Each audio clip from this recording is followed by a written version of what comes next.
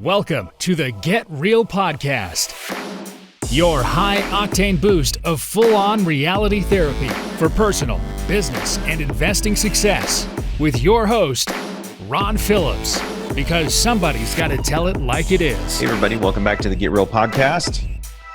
Ron Phillips, Heather Marchant, at your service. At your service. I dig that. We should do that more often. Today, we really are at your service. By the way, I've moved into the new house. Those of you who are noticing that this looks entirely different than it used to, that is because it is entirely different. There's literally boxes all around me right now, and my office is not set up. So it will look different soon. But anyway, for the time being, here I am. We have internet. That's really all that matters. Oh, yeah. That is amazing. Yep.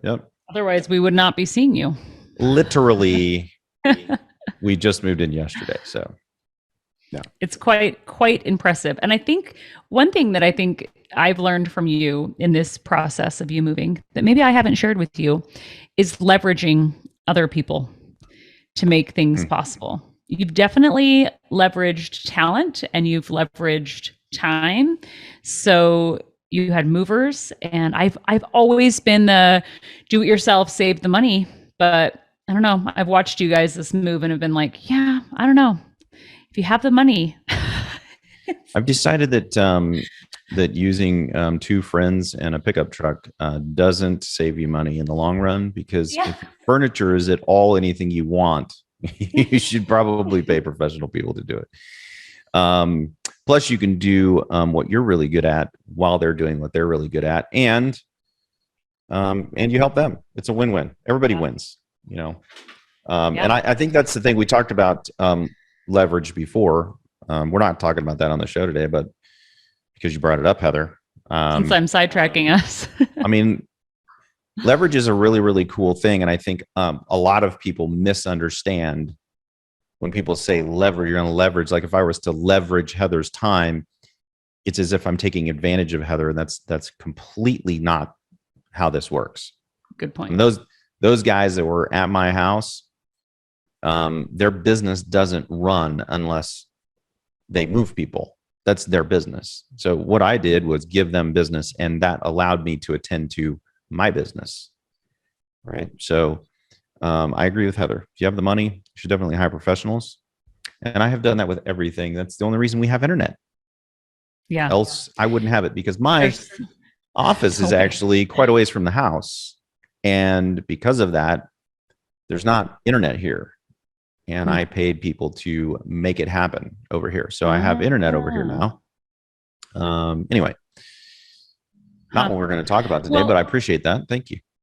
Yeah, I just think it's really, I think it's something that I know a lot of my clients, I have heard from people that they either kind of tend to be more like me and the do it yourself and try to save a few pennies, which is how I've always been, or they're a little bit more like you. And there's not a lot in between that I meet. So setting up your own LLCs, like that kind of thing. So I thought it was worth touching. They can be very expensive if you set up your own LLCs. I think we did a show on that. Not a good plan. Yeah.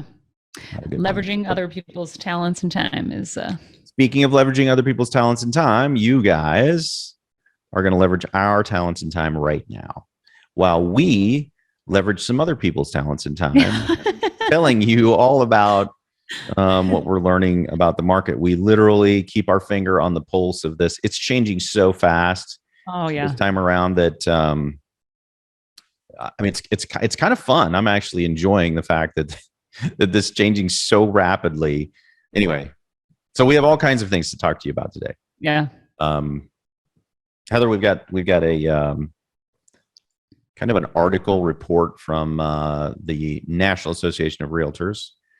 We're going to talk a little bit about that. We're also going to talk about, I just got back from a mastermind group. I'm going to talk a little bit about what I heard there. Some really interesting things. Talk about the home affordability index, what that means to you. I might share my screen and show you guys that if you're watching on YouTube. And that's not any kind of a knock on you podcast people. Just because I have the ability to do it. So I might do it today. I don't know. we'll see. Yeah, and maybe we can put the link in the notes, the podcast notes, so if people want to pull it up after they listen. Heather's a problem solver, folks. I'll check in on that. Heather's a problem solver, folks. All right.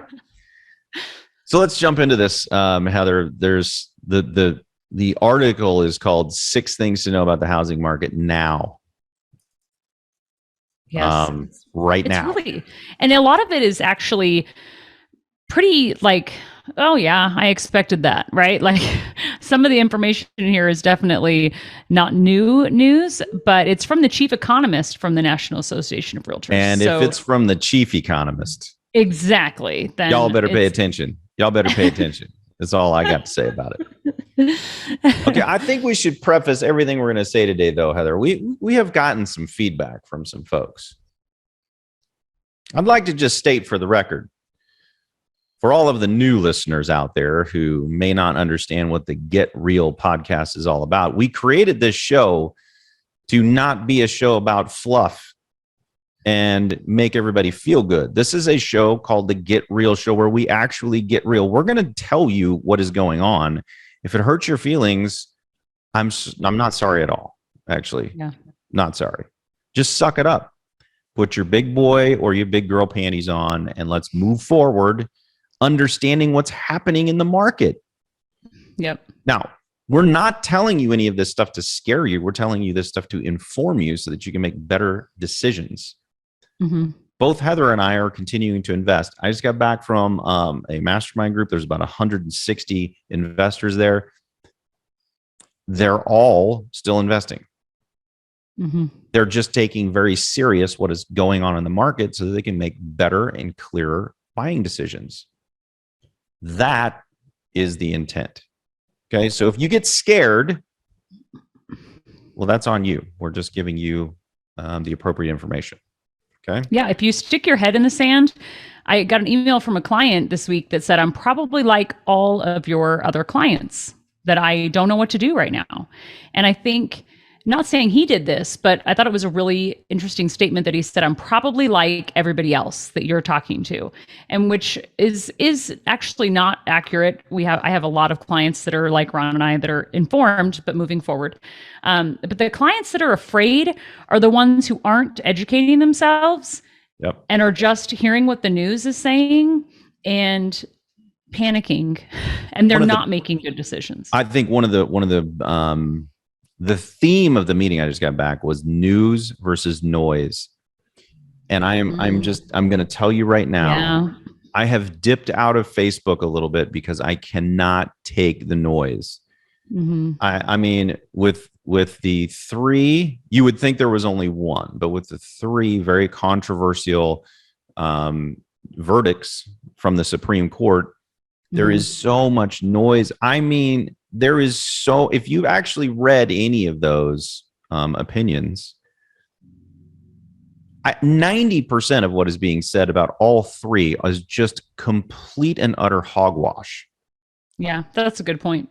And it is the same with the real estate market.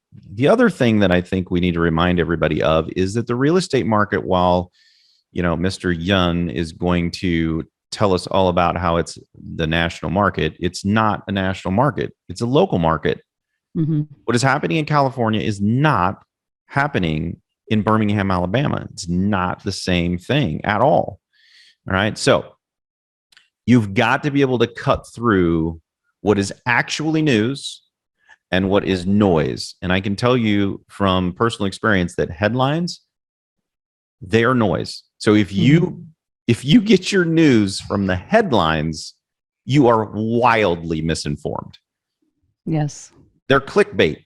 Almost every one of them from every news outlet, they're all clickbait. If you actually read into the article, generally speaking, what is the headline isn't even what's in the article. It's completely different than what it says. Anyway. So true. So true. I'm going to get off my soapbox now before I say that something. Was so good though. Preach. I just think that it lines up for me and always has been my core values to understand and to inform myself. And if I don't know, to seek out people smarter than me, right? So that I understand what's happening. So I loved that his first point in this article is to rerun your numbers because mortgage rates are rising. And literally every day, it is not uncommon that our team is reaching out to our lenders and asking, "Hey, can you give me an update?" I mean, it is changing so fast. Volatile is the right word for the mortgage market right now.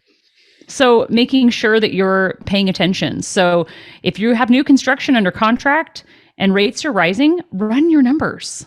Like make sure that you're still wanting to move. Yeah. And here's the other thing is if you're building something, get educated on all of the different ways to protect yourself. If you're a gambler, don't worry about it. Right? No big deal. Just gamble away. I would prefer you gamble with a little bit of knowledge, but to each his own.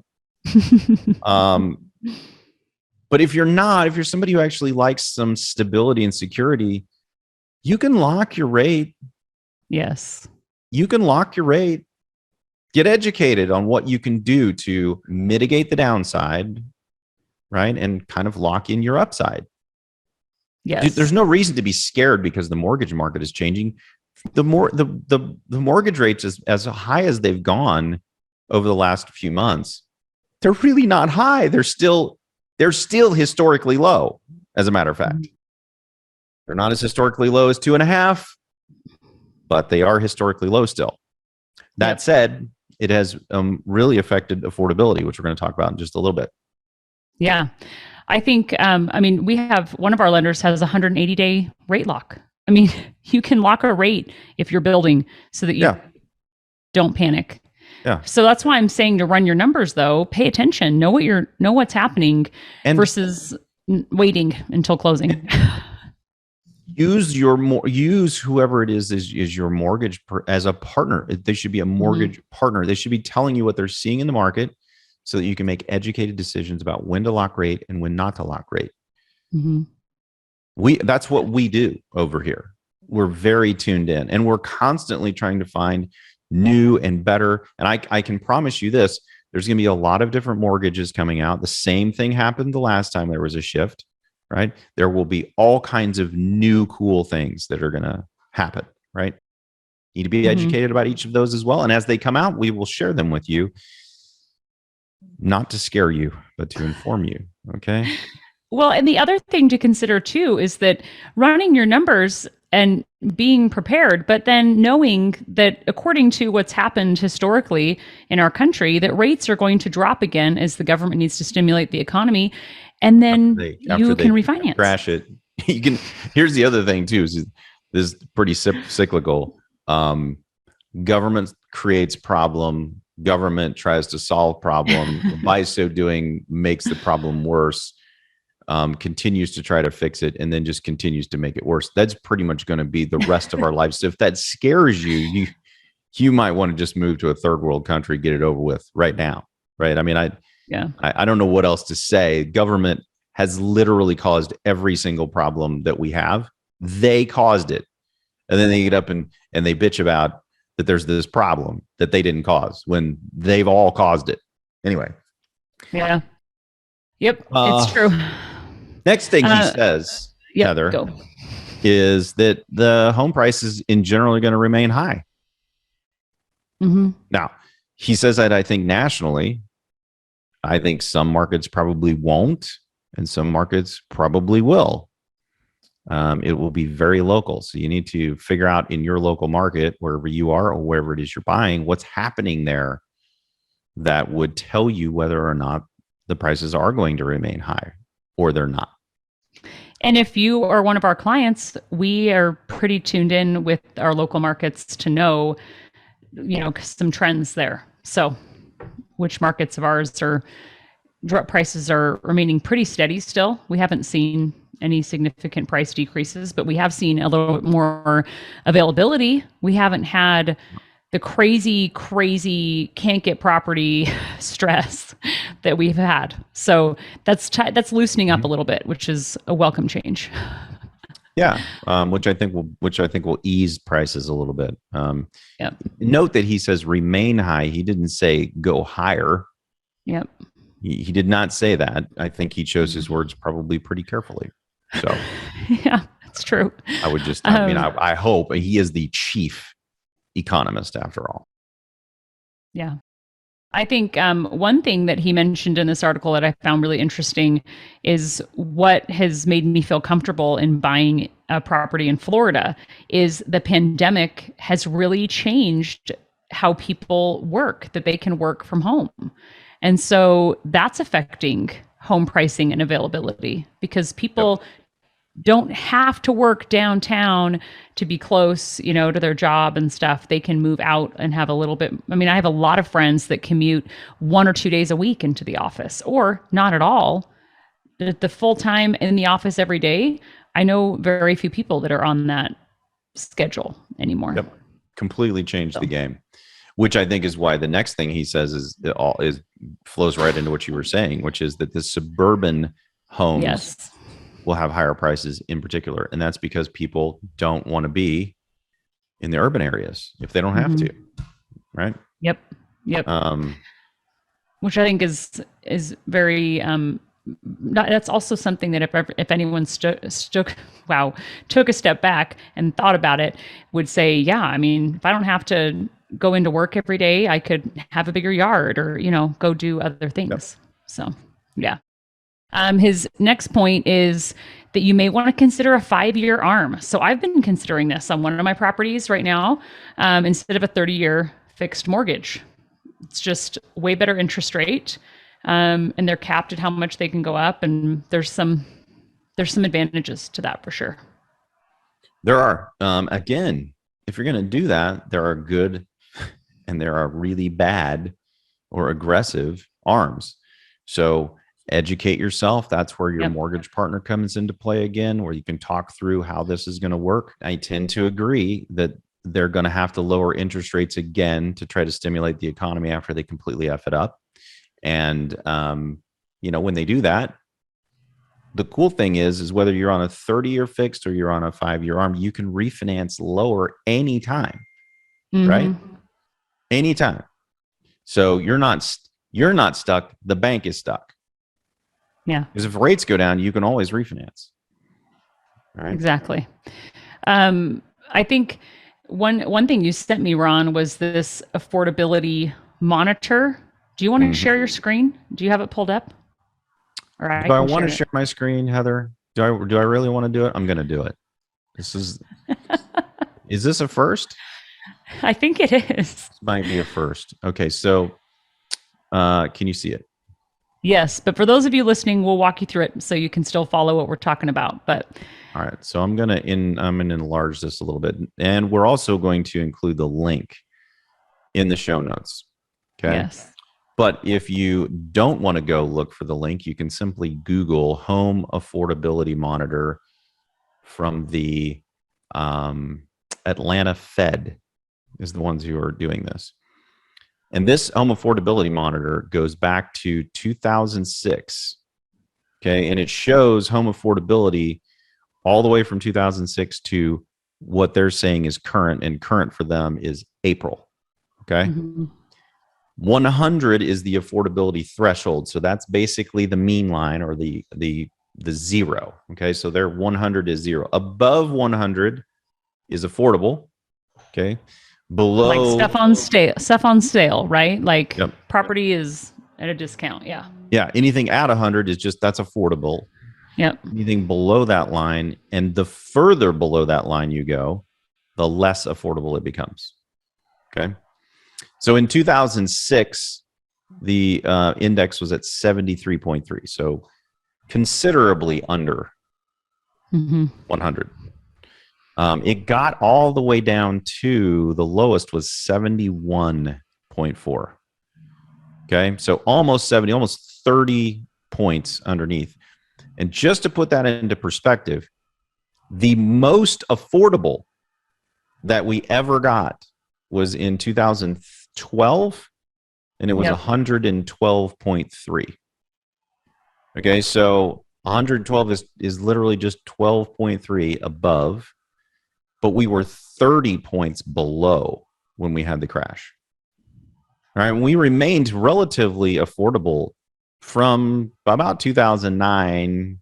About 2009, all the way until, well, I mean, it looks like 2021. All right. And that's because of interest rates, right? So we had interest rates that came way, way, way down. Prices went up, but as the prices went up, the interest rates came down. That kept things affordable. Now you can see that there's a very precipitous drop. So anybody who's actually looking at this, from December of 2021 through today, we have dropped like a rock. almost 20 points. We are currently at 72.8.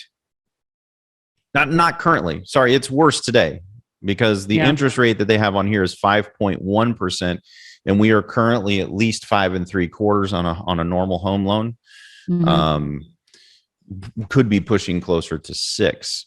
So we're worse than we were at the lowest point in 2006 prior to the crash, which was the low point. Actually, in 2007, they started to decrease interest rates, and affordability actually got better in 2007, believe it or not, even though prices were going up because the interest rates were going down again, right? Because we had that converse thing happening. Yeah.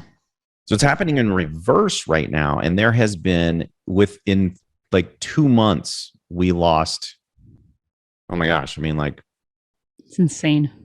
Yeah, 15% in this. It's dramatic. When you pull this up, if you didn't see this on YouTube, when you pull this up, it literally is dramatic. Now that says something that we should all be paying attention to. Okay, so does that mean that everything is real? I mean, that we're in real trouble? I'm not sure. It does mean that less people can afford the homes. We still have a supply problem, according to Mr. Yun. And I mean, I think that bears out in all of the data. We've been talking about that for months. Yeah. But when people can't afford it, it doesn't really matter. I mean, it doesn't really matter. If you can't afford it, you can't afford it. There's another index that people use, and it's just how many percent of people can actually afford a house. They run this in California because California kind of starts things. Usually, as so California goes, so the rest of the country goes, and with respect, at some point in with respect to housing. Now, I kind of disagree with that. I think California is their own island. They do things completely different out there. But interestingly enough, that affordability index is at 17%, meaning 17% of the people can afford a home in California. Wow. That is so low. Remarkable. Yeah. So, given how many people have left California, that's interesting too. And the North and the Northeast. I mean, I just saw somebody put together a visual map showing the migration into Florida with little red dots. Oh, wow. Oh my gosh. I mean, it was crazy. People just pouring into Florida. I mean, we've talked ad nauseum about the reasons for that, but this home affordability monitor should make everybody sit up, take notice, understand that this is going to do a couple of things. It probably will slow down sales, because if people can't afford it, they're not going to be able to buy it. Now, again, this is a national thing. This isn't just about Atlanta. The Atlanta Fed does it, but it's about the national real estate market. Well, the real estate market isn't national. There are places that are still affordable, mostly in the Midwest where we're selling properties and where we're buying properties. But on the coasts, things are very expensive and very unaffordable. Because of that, I think those markets will probably flatten out, maybe go down a little bit. And depending on what the market, they might go down quite a bit, actually. Yeah. This it's gonna force sellers of properties to negotiate eventually. They're not doing that now. I can tell you right now, that's not happening. Our friends just sold their house, and somebody paid over asking for it. I think that's going to continue to happen, although they were paying cash. So there's fewer buyers with enough money to afford these houses, but they can still afford them. Yeah. And because there's so few homes for sale, things are still moving. Once those buyers stop buying, or the inventory goes up dramatically, things will change. Things are already changing. So anyway, take note of that. Yeah. A couple of other things. Well, go ahead. Oh, I was just going to say, because I mentioned it on the show a couple weeks ago, that where I'm looking for a primary residence and have been for like a year, that I've been seeing the higher price points come down, whereas my house, because I'm going into a little bit more expensive area, my house is stabilized, right? So it's also, keep in mind, it's localized and it's also based on what price point. Those higher price points with a higher interest rate and a larger loan amount, that's going to impact you more than if you're buying like a smaller house. So I think with the type of properties that investors purchase, it may not impact as much as, something that's more expensive. But a lot of our new construction that we've sold for the last 6-8 months that's coming completed now, people are closing with a significant amount of equity.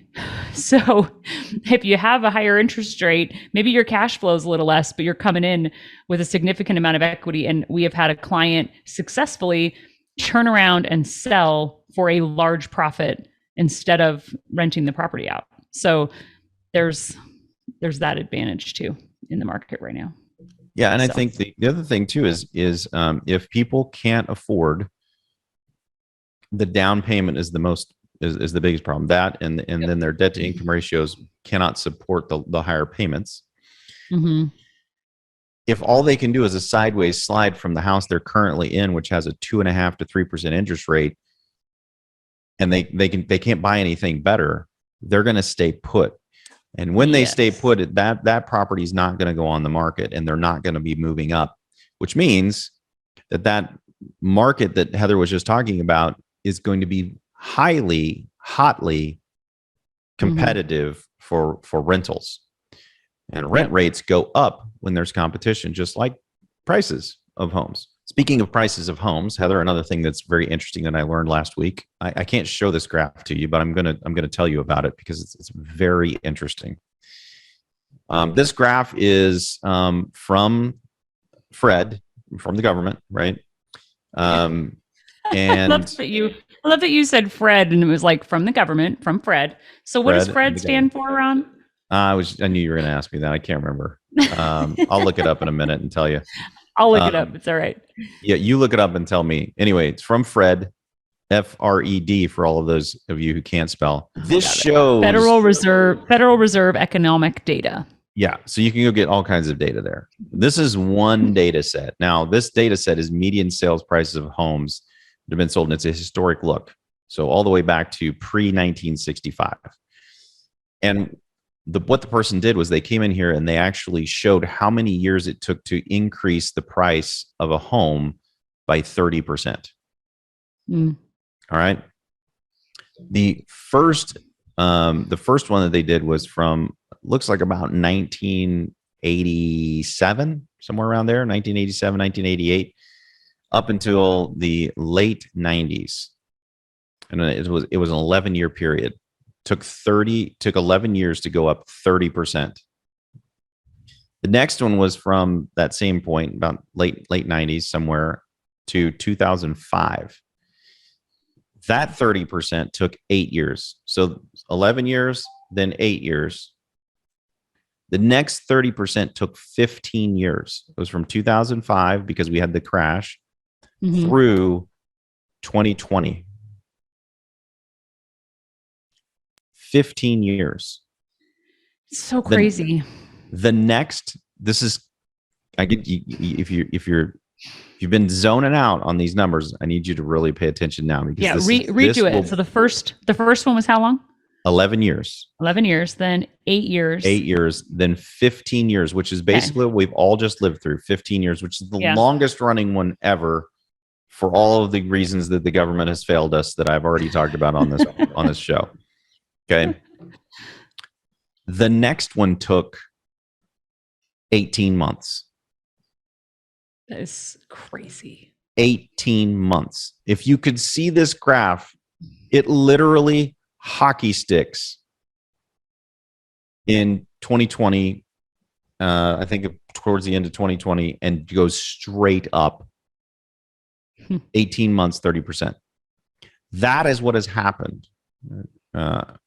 So to say that we're in uncharted territory, it would be, yeah. I mean, I think it would be silly to suggest such a thing at this point. I think for us on this show too, we come into this and say, what should we talk about this week? And the crazy part is we find ourselves doing like a market update and talking about what's happening almost every week. We don't talk about much else because there's so much happening. So when I saw that graph, that's the first thing I thought of is I'm like, man, that's kind of validating for how it's felt, like constant shifting and changing and trying to get properties for our clients in that kind of market. Oof. Painful. I mean, so the thing is that understanding all of this, you can start to figure out where you need to be. And I think, just listening to the data that we've covered today, the place to be is it's in our buy box. It's in inexpensive, entry-level homes, easily rentable, easily affordable for both purchase and for rent. And what you're going to find is that the rent prices are probably going to continue to go up and or stay high. And then all you got to do is just buy on strong fundamentals. Again, that's literally it. There's no need to be alarmed. You can go geek out on this stuff like Heather and I do and have a lot of fun with it. It is a lot of fun to geek out on this stuff. So if you're feeling that, knock it out. That's awesome. And if you find something really cool, share it with us. We'll talk about it on the show and we will give you a shout out on the show. We hope that this data is valuable to you guys. We spend a lot of money to gather this data and to stay on top of things so that we're giving you guys accurate information so that you can make better choices. It's not about whether we're going to invest or we're not going to invest. It's how and where, because money that's not invested is literally losing money right now. You have to keep reserves. You have to have some liquidity for sure, but having an enormous amount of liquidity when in this kind of inflation, that's not going to do you a whole lot of good, unfortunately. Yeah. I'm keeping most of my liquidity in whole life insurance for that reason, just because it's at least doing something for me in this inflationary market. So I love it. So I think that was great. The most important thing, guys, is that you take the information and then do something with it, not stay paralyzed because you're scared. If you're concerned because you've been watching the noise, not the news, but the noise that's on 24 hours a day, 7 days a week on a multitude of channels, turn that crap off and go seek out accurate data and make decisions for yourself so that you can move forward with things instead of being in constant fear, which is where they want you. Yep, exactly. And we'll have a conversation on our Facebook page about this. We'll post the articles and when we post the podcast. So that's our Facebook group, by the way, folks. And if you haven't joined our Facebook group, you should. We will post a link to that as well in the show notes. And until next time, get out there and make something happen. That's right. Thanks, guys. This has been the Get Real Podcast. To subscribe and for more information, including a list of all episodes, go to getrealestatesuccess.com.